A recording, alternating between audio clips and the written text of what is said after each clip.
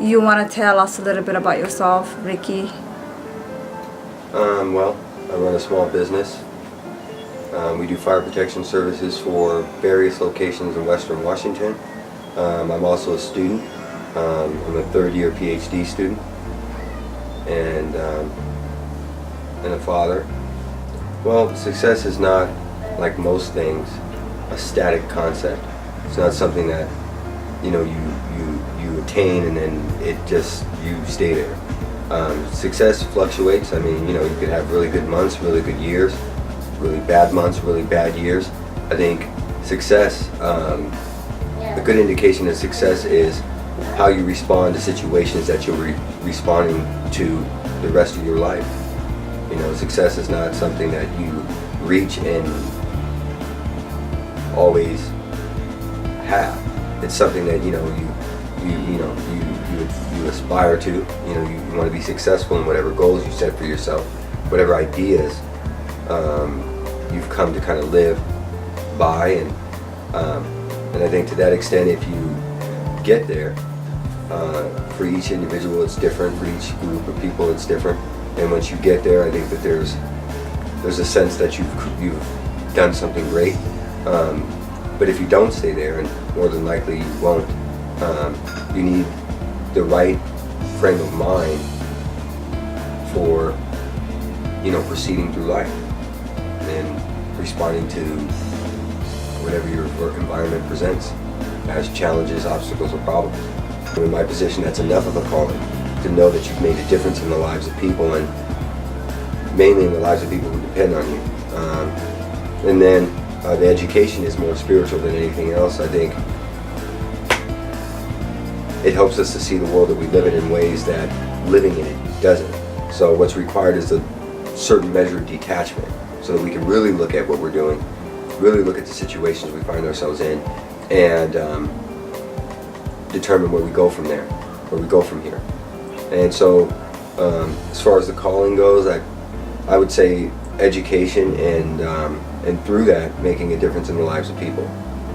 Education is about exposure to ideas, and what you do with it, no one can really give you that. I mean, they can give you the information, they can give you the history, they can give you the genealogy, and each person will do with it what they do with it, and it's going to be different because the environments we find ourselves in are different, and the people in those environments are different. So much of who we are, we share certain things as a species, obviously, but if everything else, there's variability. First, it's all rational. I have to be able to know, I have to be able to pay attention to the fact that we're not just dealing with anything or anyone, we're dealing with people, and their lives are,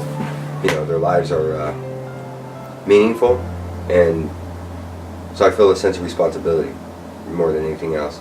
I know that if I make a mistake, I can affect the lives of people negatively. If I make a good decision, I can impact their lives positively, and the goal is to impact their lives positively. I think much like some of the other questions you asked, you got to realize that people deal with various levels of complexity and chaos. The more I think you deal with those, the better you get at dispensing with it. But in all cases, you just have to expect it. It's going to be there, and you can't get rid of it. You can manage it. I think you can sometimes get through some of it, but to expect that it's going to go away, that you'll create some type of situation in which you can get rid of the complexity, is naive. So we'll always have those two faces to any environment we encounter: complexity and chaos. And I think the better we get at going through life and dealing with the situations that where those two things arise, I think helps us to dispense with it when it does arise. I think the biggest thing is being able to identify what it is that you do like, because a failure to do that means automatically you're going to be disinterested, and so it's very easy to tell what you don't like. It's a little harder to identify what it is that does move you. Once you find that out, I think a lot of that stuff will just come together on its own, I do think you need to know yourself ultimately more than anything else, so that you can identify some of those things as they're happening. So some of the stuff that bores you, you need to know that. The things that you're a little more excited about, you need to know those things. Knowing how you learn, because not all learners are the same, is important too. And ultimately, at the end of the day, what's required is just pushing yourself. And the more you push yourself, the more you do anything, those habits become more established, and then it becomes easy in time to do them. The biggest challenge has to do with assumptions and perceptions, because I think it's easy to assume that everyone is good at everything. I would just say listen to the people around you for clues, because people on the main, they tend to realize or recognize far more than we give them credit for.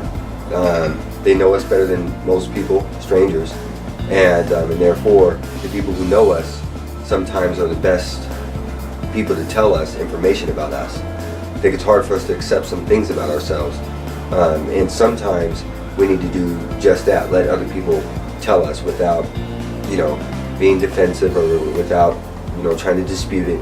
Because at the end of the day, we may be being told some very valuable things. So ultimately, the people around us have a better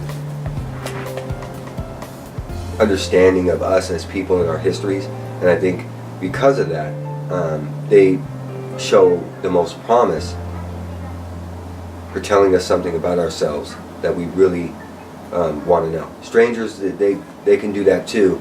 I just think that being open to the advice, being open to the perceptions and observations of others becomes instrumental in identifying some of our talents. And once we do that properly, I think we can come up with a plan for how to enhance those. And you really inspired me, and hopefully I will take your advice and employ it and go from there. Yeah, my pleasure.